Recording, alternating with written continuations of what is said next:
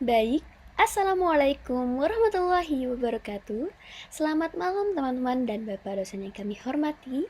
Pada kesempatan kali ini, kami dari kelompok 6 akan mempresentasikan hasil review artikel yang berjudul A Comprehensive Review on Effervescent Tablets.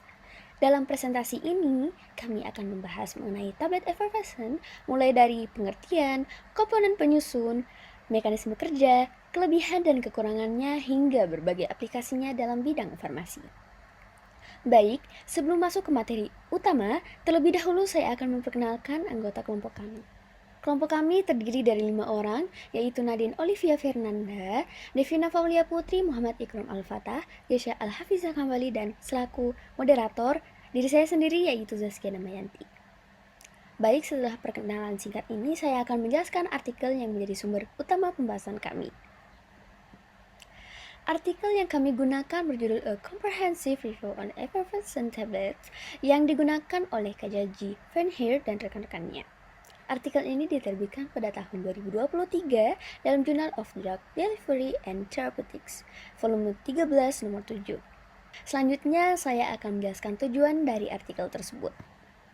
Baik, secara umum artikel ini bertujuan untuk memberikan gambaran yang komprehensif mengenai tablet effervescent. Pembahasannya mencukup konsep dasar tablet effervescent, konsep penyusunnya, metode pembuatan, evaluasi mutu, faktor yang mempengaruhi stabilitas hingga berbagai aplikasinya dalam bidang farmasi. Karena artikel ini membahas dari dasar hingga aplikasi, maka langkah pertama yang perlu kita pahami adalah apa sih sebenarnya yang dimaksud dengan tablet effervescent. Sebelum membahas lebih jauh, saya ingin bertanya terlebih dahulu kepada teman-teman semua, apakah teman-teman semua pernah mengonsumsi vitamin C yang dimasukkan ke dalam segelas air, lalu menghasilkan banyak gelembung? Nah, produk itulah yang merupakan contoh tablet effervescent. Menurut Indian Pharmacopoeia, tablet effervescent adalah tablet tidak bersalut yang mengandung zat asam dan karbonat atau bikarbonat. Ketika kontak dengan air, kedua komponen tersebut akan bereaksi menghasilkan karbon dioksida atau gelembung, sehingga tablet tersebut dilarutkan terlebih dahulu sebelum digunakan. Tablet effervescent dikembangkan sebagai alternatif dari tablet konvensional. Hal ini karena tidak semua pasien dapat menelan tablet dengan mudah, terutama anak-anak, lansia, maupun pasien dengan gangguan menelan. Setelah itu, ketika tablet dilarutkan dalam air, proses penghancuran dan pelarutan obat menjadi lebih cepat sehingga dapat meningkatkan kenyamanan penggunaan. Lalu, apa sih yang menyebabkan tablet ini dapat menghasilkan gelembung saat dilarutkan? Untuk menjawab pertanyaan tersebut, kita perlu melihat komponen-komponen penyusun tablet effervescent yang akan dilanjutkan oleh rekan saya. Baik, selanjutnya ada komponen tablet effervescent. Yang pertama itu ada zat aktif, yaitu Active Pharmaceutical Ingredients atau API, yang mana merupakan bahan yang memberikan efek terapi. Kemudian yang kedua ada bahan asam yang berfungsi untuk menghasilkan karbon dioksida saat bereaksi dengan basa.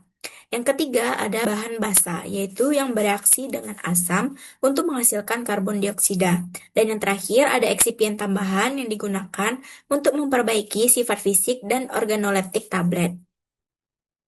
Kemudian ada komponen asam. Nah, bahan asam yang biasanya digunakan itu yang pertama ada asam sitrat yang memiliki sifat mudah larut dalam air, memiliki rasa menyenangkan dan bersifat higroskopis.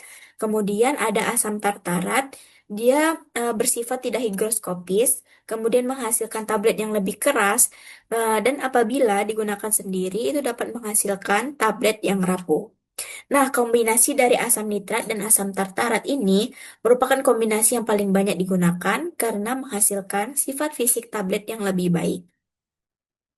Kemudian ada komponen dari basa.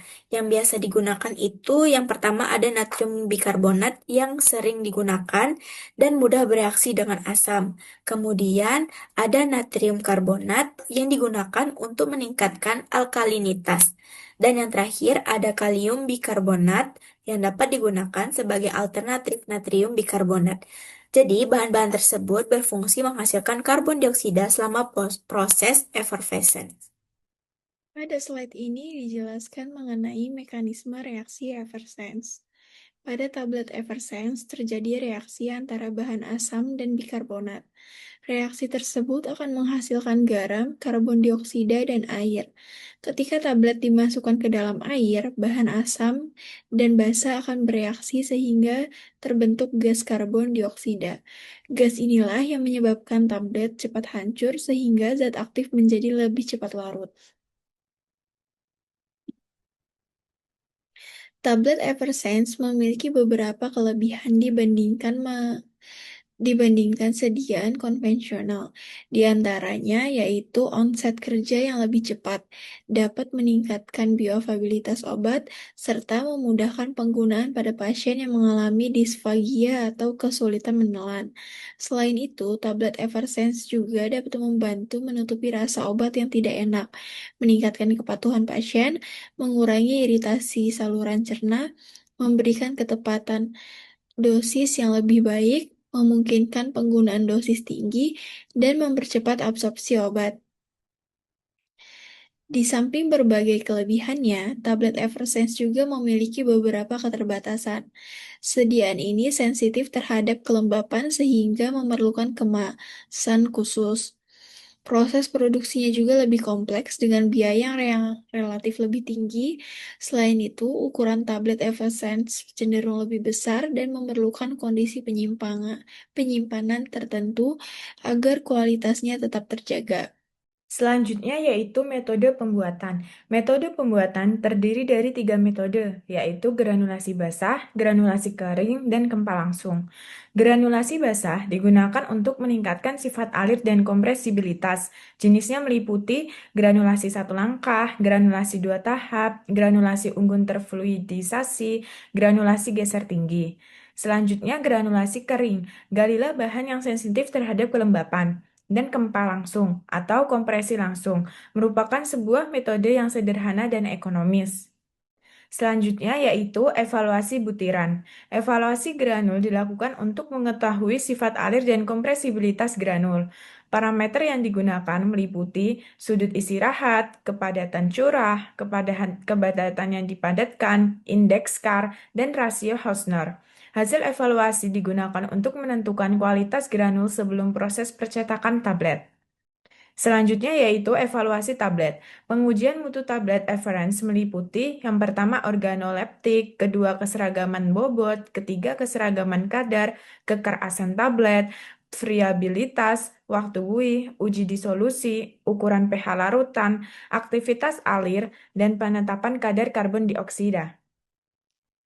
Selanjutnya akan dilanjutkan oleh teman saya. Selanjutnya, faktor yang mempengaruhi stabilitas. Stabilitas tablet effervescent dipengaruhi oleh beberapa faktor, yaitu kelembapan, suhu penyimpanan, eksipien yang digunakan, pengemasan. Kelembapan dapat memicu reaksi effervescent sebelum tablet digunakan. Suhu penyimpanan, suhu tinggi dapat mempercepat degradasi produk. Eksipien yang digunakan, eksipien higroskopis dapat menurunkan stabilitas sediaan. Yang terakhir, pengemasan. Kemasan yang tidak memadai dapat menyebabkan masuknya uap air. Selanjutnya, pengemasan tablet effervescent. Tablet effervescent memerlukan kemasan yang mampu melindungi produk dari kelembapan. Jenis kemasan yang digunakan antara lain aluminium strip, tub yang dilengkapi desikan, saset tahan kelembapan. Pengemasan yang tepat berperan penting dalam menjaga mutu dan stabilitas produk selama penyimpanan. Selanjutnya, aplikasi tablet effervescent. Tablet effervescent telah banyak digunakan untuk berbagai tujuan, antara lain vitamin dan mineral, analgesik, mukolitik, antihipertensi, produk herbal, dan nutraceutikal. Penggunaan tablet effervescent didasarkan pada kemudahan penggunaan dan kemampuan meningkatkan kenyamanan pasien. Baik, setelah membahas seluruh aspek tablet effervescent, berikut merupakan kesimpulan dari artikel yang kami review. Berdasarkan artikel yang telah dibahas, dapat disimpulkan bahwa tablet effervescent merupakan salah satu bentuk sediaan oral yang memiliki berbagai keunggulan dibandingkan dengan tablet konvensional. Keunggulan tersebut meliputi onset kerja yang lebih cepat, peningkatan bioavailabilitas, kemudahan penggunaan, serta kemampuan meningkatkan kepatuhan pasien. Meskipun memiliki beberapa keterbatasan, terutama terkait sensitivitas terhadap kelembapan dan kebutuhan kemasan khusus, tablet effervescent tetap memiliki potensi yang besar untuk terus dikembangkan dalam industri farmasi. Baik, demikian presentasi dari kelompok kami mengenai tablet effervescent. Terima kasih atas perhatian yang telah diberikan kepada kami. Mohon maaf apabila terdapat kekurangan dalam penyampaian maupun materi yang kami sajikan. Wabillahi taufiq wal hidayah. Wassalamualaikum warahmatullahi wabarakatuh.